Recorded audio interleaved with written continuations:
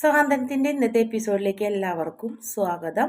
അങ്ങനെ ആദ്യം തന്നെ കാണിക്കുന്നത് മിഥുൻ്റെ തോളിൽ ഇങ്ങനെ ചാരിക്കെടുക്കുന്ന കാറിലാണ് യാത്ര ചെയ്ത് അങ്ങനെ ഒരുപാട് ദൂരത്തിയപ്പോൾ മിത്രനെ തട്ടി വിളിക്കുന്നുണ്ട്. മിത്ര സ്ഥലമെത്തി എന്നൊക്കെ പറയുന്നുണ്ട്. അപ്പോൾ ആ സമയത്ത് മിത്ര ഇങ്ങനെ മനസ്സിലാക്കുന്ന ഭഗവാനെ നീ എന്നെ അങ്ങനെ ഇവിടെ എത്തിച്ചല്ലേ എന്നൊക്കെ ഇങ്ങനെ ആലോചിക്കുന്നുണ്ട്. അതിനുശേഷം രണ്ടുപേരും കൂടെ പുറത്തേക്ക് ഇങ്ങനെ ഇറങ്ങുന്നു. ആ സമയത്ത് നമ്മുടെ മീനാക്ഷിയും അതുപോലെ തന്നെ ആര്യനും ഗോമതിയും അമ്പലത്തിലേക്കായിട്ട് ഇങ്ങനെ ഇറങ്ങുന്ന ഒരു ഭാഗമാണ് കാണിക്കുന്നത്. അവരിങ്ങടും അവരങ്ങടും കയറുന്ന രണ്ടുപേരും പരസ്പരം കണ്ടുമുട്ടുന്നൊന്നുമില്ല. പിന്നീട് ഹോട്ടലിൽ റൂം എടുക്കാൻ വേണ്ടി പ്രൂഫൊക്കെ ചോദിക്കുമ്പോൾ മിഥുൻ്റെ ഒന്നുമില്ല എന്ന് പറയും. എന്താ ഒന്നുമില്ലെങ്കിൽ തനിക്ക് റൂം തരാൻ പറ്റില്ലേ, പറ്റുമെന്നുണ്ടെങ്കിൽ തന്നാൽ മതി എന്ന് പറഞ്ഞ് ദേഷ്യപ്പെടുമ്പോൾ മിത്ര മൊബൈലിൻ്റെ കവറിൻ്റെ ഉള്ളിൽ നിന്ന് ആധാർ കാർഡ് എടുത്ത് കൊടുക്കും. മിഥുൻ എൻ്റെ കയ്യിലുണ്ടെന്ന് പറയും. അങ്ങനെ ആധാർ കാർഡ് കണ്ട് മിത്ര റൂം കൊടുക്കുന്നുണ്ട്. പിന്നീട് അകത്തേക്ക് കയറുന്നേക്കാൾ മുന്നേ വരാന്തയിൽ നിന്ന് കഴിഞ്ഞിട്ട് മിത്ര പറയുന്നത് നമുക്ക് മാത്രമായിട്ട് റൂം എടുക്കുന്നത് ശരിയല്ല മിഥുൻ്റെ ബന്ധുക്കൾ വരുന്നല്ലേ പറഞ്ഞത്, അപ്പോൾ അവർ കൂടി വന്നിട്ട് നമുക്ക് മുറി എടുത്താൽ പോരെ, നിനക്ക് എന്നെ വിശ്വാസമില്ലേ എന്ന് ചോദിച്ച് ചാടി കടിക്കുന്നുണ്ട്. അപ്പോൾ ഇതൊക്കെ ഇവരെ പുറത്തുള്ള സംസാരമൊക്കെ ശരണിൻ്റെ അമ്മ കേൾക്കുന്നുണ്ട്. അതിൻ്റെ ശരണിൻ്റെ അമ്മ അവനെ പതുക്കരെ അവരുടെ അടുത്തേക്ക് വരുന്നുണ്ടായിരുന്നു. അതല്ല മിഥുൻ വിവാഹത്തിന് മുന്നേ ഒരു റൂമിൽ താമസിക്കുന്നത് ശരിയില്ല എന്നാണ് എൻ്റെ അഭിപ്രായം എന്നപ്പോൾ പെട്ടെന്ന് ചോദിക്കുന്നത് എന്ത് പറ്റി, എന്താ മക്കളെ എന്ന് ചോദിച്ചു കഴിഞ്ഞിട്ട് ശരണിൻ്റെ അമ്മ അങ്ങോട്ട് വരുന്നുണ്ട്. അപ്പോൾ പെട്ടെന്ന് ദേഷ്യം വരുന്നുണ്ട്. മിഥുന് നിങ്ങൾക്ക് എന്താ, ഞങ്ങൾ ഭാര്യയും ഭർത്താവോടും പല കാര്യങ്ങളും ഉണ്ടാവും, നിങ്ങൾ എന്തിനാ ആവശ്യമില്ലാത്ത കാര്യങ്ങളൊക്കെ അന്വേഷിക്കണേ എന്ന് ചോദിച്ചു കഴിഞ്ഞിട്ട് ശരണിൻ്റെ അമ്മനോട് ദേഷ്യപ്പെടുന്നു. അങ്ങനെ ആ മിത്രയെന്ന് പറഞ്ഞ് മിത്രയുടെ കൈ പിടിച്ച് മിഥുനകത്തേക്ക് പോകും. ആ റൂമിലേക്ക് പോകുന്നുണ്ട്. ആ സമയത്ത് ശരണിൻ്റെ വൈഫും കൂടി വരുന്നുണ്ട്. എന്താ അമ്മയെന്ന് വെച്ചപ്പോൾ, അല്ല മോനെ, ഇപ്പോഴത്തെ പെൺകുട്ടികളെയും പിള്ളേരുടെ ഒരു കാര്യം ഒരു ഭാര്യയും ഭർത്താവും തോന്നുന്നുണ്ട്, രണ്ടുപേരും കൂടെ ഇവിടെ നിന്ന് വഴക്കുണ്ടാക്കണ്.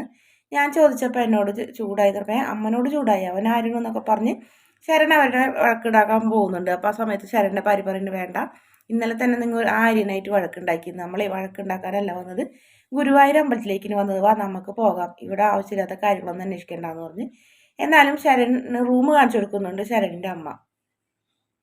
പിന്നെ കാണിക്കുന്നത് കൃഷ്ണമംഗലമാണ്. കൃഷ്ണമംഗലത്ത് അതിഥികൾ വന്നു കഴിഞ്ഞിട്ട് അച്യുതവർമ്മനെയും അനന്തവർമ്മയെയും അപമാനിക്കുന്നു. നിങ്ങൾ ഒരു മോള് ഒളിച്ചോടിപ്പോയല്ലേ, നിങ്ങളുടെ മോൾക്ക് ഒരു പ്രേമുണ്ടായിരുന്നെങ്കിൽ അവർക്ക് പിടിച്ച് കല്യാണം കഴിച്ചു കൊടുക്കണം വേണ്ടത്, അല്ലാണ്ട് അവരെ ഇഷ്ടത്തിന് കല്യാണം നടത്താണ്ട് 7 തരം പായസവും വിളമ്പി സദ്യ വിളമ്പാനല്ല നിൽക്കേണ്ടത്. എന്നിട്ട് ഞങ്ങളെപ്പോലെ വരുമ്പോൾ നിങ്ങളിങ്ങനെ നിൽക്കണം, ഞങ്ങളെ നാണം കെടുത്താൻ വേണ്ടിയിട്ടല്ലേ കല്യാണം കാണാൻ വന്ന് ഞങ്ങളെ അപമാനിച്ചില്ലേ എന്നൊക്കെ ചോദിക്കുമ്പോൾ ഇങ്ങനെയൊന്നും പറയല്ലേ, രാജശ്രീ പറയുന്നുണ്ട് ഇങ്ങനെയൊന്നും പറയല്ലേ, അവൾ വരും, അവൾ ഒളിച്ചോടി പോയതൊന്നല്ല എന്ന് പറഞ്ഞ് രാജശ്രീ കരയുന്നുണ്ട്. അപ്പോൾ ഇതൊക്കെ ബാലൻ കേട്ടുക്കുന്നുണ്ട്. അതിനുശേഷം അവർ രണ്ടുപേരും ഒന്നും വേണ്ടില്ല, തല കുമ്പിട്ട് നിൽക്കണം.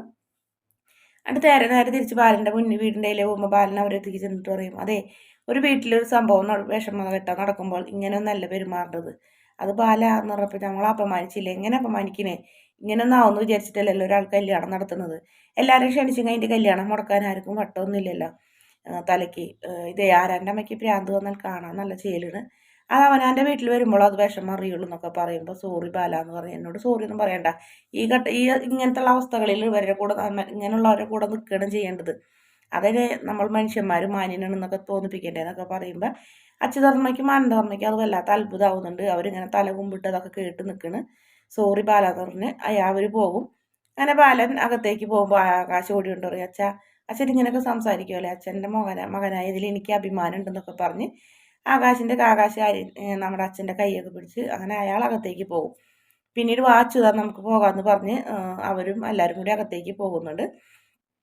പിന്നെ കാണിക്കുന്നത് അമ്പലത്തിൽ ഗോമതിയൊക്കെ പ്രാർത്ഥിക്കുന്നു. ഗോമതി ഇങ്ങനെ പ്രാർത്ഥിക്കുക, ഭഗവാനെ ഇന്ന് എൻ്റെ ആങ്ങളയുടെ മോളുടെ കല്യാണമാണ്, ചെറുപ്പത്തിലേ എനിക്കൊരാഗ്രഹം ഉണ്ടായിരുന്നു എൻ്റെ ആര്യൻ്റെ പെണ്ണായിട്ട് അവളെ കൊണ്ടുവരണമെന്ന്, പക്ഷേ വലിയതാവും തോറും രണ്ടുപേരും കൂടെ കീരിയും പാമ്പും ആയതുകൊണ്ട് അത് നടക്കില്ല എന്നായിരുന്നു. എന്നാലും ഇന്ന് അവൾ ഏതോ ഒരു ചെക്കൻ്റെ കൈ പിടിച്ച് പോവുകയാണ്, അവളുടെ ജീവിതത്തിൽ നല്ല സന്തോഷവും സമാധാനവും ഉണ്ടാവട്ടെ എന്ന് ഇങ്ങനെ പ്രാർത്ഥിച്ച് രണ്ട് വീട്ടുകാരും തമ്മിലുള്ള വഴക്ക് എന്തായാലും തീരാനൊന്നും പോണില്ല, എന്തായാലും മിത്രയ്ക്ക് നല്ലൊരു ജീവിതം ഉണ്ടാവട്ടെ എന്നൊക്കെ പ്രാർത്ഥിക്കുന്നുണ്ട്. ആ സമയത്ത് മീനാക്ഷി പറയുന്നത് നമുക്ക് റൂമിലേക്ക് പോകാമെന്ന് പറഞ്ഞപ്പോൾ മീനാക്ഷി എനിക്കറിയില്ല ഇന്നെന്തോ മീനോന്ന് വിളിക്കുന്നത്, മീനു എനിക്കറിയില്ല ഇന്നെന്തോ ഒരു വിഷമമുണ്ട് എൻ്റെ മനസ്സിൽ, എൻ്റെ ജീവിതത്തിൽ എന്തൊക്കെയോ സംഭവിക്കാൻ പോണ പോലെ തോന്നുന്നു, ആ കൈനോട്ടക്കാരി എനിക്ക് പറഞ്ഞില്ലേ മിത്രയുടെ കല്യാണം എൻ്റെ കൺമുന്നിൽ വെച്ച് നടക്കുന്നു, എന്നിട്ട് അതും കാണുന്നില്ല, ഞാൻ രാവിലെ തുടങ്ങി കണ്ണടച്ച് അത് കാണാൻ ശ്രമിക്കുന്നുണ്ട്, അതും കാണാൻ പറ്റുന്നില്ല, എന്താവും അപ്പോൾ കൈനോട്ടക്കാരി പറഞ്ഞതിൻ്റെ അർത്ഥം, എൻ്റെ മനസ്സ് വല്ലാതെ വിഷമിക്കുന്നു പറഞ്ഞപ്പോൾ അമ്മേ ആനന്ദേട്ടൻ്റെ കല്യാണം നടക്കാൻ വേണ്ടിയിട്ട് നമ്മൾ ഇങ്ങോട്ട് വന്നത്, ആനന്ദേട്ടൻ്റെ കല്യാണം നടക്കും, ആ കൈനോട്ടക്കാരി പറഞ്ഞില്ലേ ഒരു വിവാഹം എന്തായാലും നടക്കുന്നു, അതെന്തായാലും ഉണ്ടാവും, അമ്മ സമാധാനമായിട്ടിരിക്കുക, നമുക്ക് റൂമിലേക്ക് പോകാമെന്ന് പറഞ്ഞപ്പോൾ എന്നാൽ പിന്നെ നമുക്ക് റൂമിലേക്ക് പോയിട്ട് കുറച്ച് കഴിഞ്ഞിട്ട് വീണ്ടും വരാട്ടാന്ന് പറയുമ്പോൾ ശരി വരാം അമ്മയെന്ന് പറയും. പിന്നെ കാണിക്കുന്നത് മിഥുനിന് മിത്രനോട് ഫ്രഷ് ആവാൻ പറയുന്നുണ്ട്. ഫ്രഷ് ആവാൻ പറഞ്ഞിട്ട് മിത്ര അവിടെ തന്നെ ഇരിക്കുന്നു. മിഥുൻ ഞാൻ എൻ്റെ വീട്ടിലൊന്ന് സംസാരിച്ചോട്ടെ എന്ന് പറഞ്ഞപ്പോൾ വേണ്ട, അത് സംസാരിച്ചാൽ ശരിയാവില്ല, നമ്മൾ ലൊക്കേഷൻ കണ്ടുപിടിക്കുന്നു പറഞ്ഞ് നീ പോയി ഒന്ന് ഫ്രഷ് ആവുമെന്ന് പറഞ്ഞിട്ട് ഇവളെ ഫ്രഷ് ആക്കാൻ വേണ്ടി ബാത്റൂമിലേക്ക് വിട്ടിട്ട് സ്വർണ്ണമൊക്കെ എടുത്ത് അവൻ്റെ ബാഗിലേക്ക് മാറ്റാനായിരുന്നു അവൻ്റെ പരിപാടി. എന്തായാലും മിത്രയിൽ നിന്ന് വേറെ ഒന്നും പ്രതീക്ഷിച്ചിട്ട് കാര്യമില്ല എന്ന് മനസ്സിലായിട്ടുണ്ട്. കല്യാണം കഴിയാണ്ട് മിത്ര ശരീരത്തിൽ പോലും സ്പർശിക്കാൻ സമ്മതിക്കില്ല എന്ന് മിഥുന് മനസ്സിലാവുന്നുണ്ട്. പിന്നീട് ചോദിക്കുന്നുണ്ട് നിനക്ക് എന്നെ പേടിയുണ്ടോ, നീ അല്ലേ എന്നെ പ്രേമിച്ച എൻ്റെ പിന്നാലെ വന്നേന്നൊക്കെ ചോദിക്കുമ്പോൾ മിഥുൻ നീ ആ വക സംസാരങ്ങളൊന്നും വേണ്ട, നീ എന്നെ വളരെ ബുദ്ധിപൂർവ്വം ട്രാപ്പിലാക്കിയതെന്ന്, എന്നെ കൊണ്ട് സ്നേഹിപ്പിച്ചതെന്ന്, ഇനി അതേപ്പറ്റി സംസാരിക്കൊന്നും വേണ്ടാന്ന് പറഞ്ഞു. നിൻ്റെ ബന്ധുക്കൾ വരാമെന്ന് പറഞ്ഞിട്ട് ഈ നേരമായിട്ട് കണ്ടില്ലല്ലോ എന്ന് പറഞ്ഞപ്പോൾ എനിക്ക് 100,000 കാര്യങ്ങളുണ്ട്, രജിസ്റ്റർ ഓഫീസിൽ പോകണം, അമ്പലത്തിൽ പോയി കഴിഞ്ഞിട്ട് ബുക്ക് ചെയ്യണം, അങ്ങനെ 100,000 കാര്യങ്ങളുണ്ട്, നീ ആദ്യം ഫ്രഷ് ആവുന്നുണ്ടോയെന്ന് ചോദിച്ചപ്പോൾ ഞാനും ഇവിടെ കുറച്ച് നേരം ഇരിക്കട്ടെ പ്ലീസ് എന്ന് പറഞ്ഞു. എൻ്റെ വീട്ടിൽ നിന്ന് എന്താ നടക്കണേന്ന് പോലും അറിയില്ല എന്നൊക്കെ പറഞ്ഞപ്പോൾ എന്നാൽ നീ ഇവിടെ ഇരിക്കും, ഞാൻ പോയി ഫ്രഷ് ആയിട്ട് വരാമെന്ന് പറഞ്ഞു മിഥുൻ ബാത്റൂമിലേക്ക് ഫ്രഷ് ആവാൻ പോണ സമയത്ത് നമ്മുടെ മിത്ര ഫോൺ ഓൺ ആക്കുന്നുണ്ട്. ഫോൺ ഓൺ ആക്കുമ്പോൾ മെസ്സേജുകൾ ഇങ്ങനെ അമ്മ വിളിക്കുന്നു, ചെറിയമ്മ വിളിക്കുന്നു, അച്ഛൻ വിളിക്കുന്നു, വാടാ മുഹൂർത്തമായി, നീ എവിടെയുണ്ടാന്നൊക്കെ ചോദിച്ചിട്ടുണ്ട് അച്ഛൻ്റെ ദയനീയമായ മെസ്സേജ്. അത് കണ്ടപ്പോൾ മിത്രയ്ക്ക് വല്ലാത്ത വിഷമമുണ്ട്. ഞാൻ ഇവിടെ ഉണ്ടെന്ന് സേഫ് ആയിട്ടുണ്ടെന്ന് പറഞ്ഞ് ഫോൺ സ്വിച്ച് ഓഫ് ചെയ്യാമെന്ന് വിചാരിച്ച് കോൾ ചെയ്യുന്ന വഴിക്ക് മിഥുൻ ഓടി വന്ന് ഫോൺ മേടിച്ച് തല്ലി തകർക്കുന്നുണ്ട്. അത് പറയുന്നുണ്ട് സോറി, പെട്ടെന്നുള്ള ദേഷ്യത്തിന് ചെയ്താണ്, നിന്നോട് ഞാൻ പറഞ്ഞതല്ലേ പോലീസുകാർ വരുന്ന, പോലീസുകാർ വന്നോട്ടെ, എന്നാലും നമ്മൾ സ്നേഹിച്ചാണെന്ന് പറയാലോ, വീട്ടിലറിഞ്ഞാൽ മാത്രം മതി, ഞാനൊരു കത്ത് പോലും എഴുതി വെച്ചില്ല, അതും ഭയങ്കര ബുദ്ധിമോശമായി എന്ന് പറഞ്ഞപ്പോൾ അതൊന്നും സാരമില്ല, നിന്നെ വിവാഹം കഴിഞ്ഞിട്ട് 2 ദിവസം കഴിഞ്ഞിട്ട് ഞാൻ നിന്നോട് കൊണ്ടാക്കി തരാമെന്ന് പറഞ്ഞപ്പോൾ കൊണ്ടാക്കി തരില്ല, ഇനി ആ വീട്ടിലേക്ക് ഞാൻ പോകില്ല എന്ന് പറയും.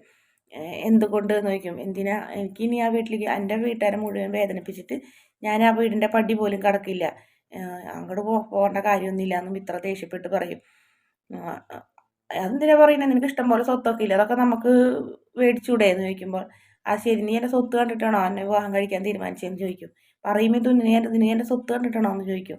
അപ്പം മിഥുൻ ഇങ്ങനെ മനസ്സിൽ പറയുന്നുണ്ട് അതേടി, നിൻ്റെ സ്വത്ത് കണ്ടിട്ട് തന്നെയാണ് ഞാൻ നിന്നെ സ്നേഹിച്ചത്, അല്ലാതെ വെറുതെ ഒന്നല്ല, നിൻ്റെ സ്വത്തും മുതലും നിന്നെ വെച്ച് ഭീഷണിപ്പെടുത്തിയിട്ടായാലും അവരെ കയ്യിൽ നിന്ന് ആ സ്വത്തൊക്കെ ഞാൻ മേടിച്ചെടുക്കൂടി, ഞാൻ ആരെന്ന് അറിയാൻ പോകുന്നുള്ളൂ എന്നൊക്കെ മിഥുൻ ഇങ്ങനെ മിത്രയുടെ മുഖത്ത് നോക്കി പറയുന്നു. നീ എന്താ മിഥുൻ ഒന്ന് ആലോചിക്കുന്നത്, എനിക്ക് ആ വീട്ടിലത്തെ ഒരു സൂചി പോലും വേണ്ട, എന്നെ അവരെ വിഷമിപ്പിച്ചതിൽ നാം അങ്ങോട്ട് കൊടുക്കേണ്ടത് അല്ലേ എന്ന് ചോദിക്കുമ്പോൾ മിഥുനൊന്നും മിണ്ടുന്നില്ല. മിഥുൻ അങ്ങനെ ദേഷ്യപ്പെട്ട് ഇങ്ങനെ മിത്രനെ നോക്കി നിൽക്കുന്നതോടെയാണ് ഇന്നത്തെ എപ്പിസോഡിൻ്റെ അവസാന ഭാഗം.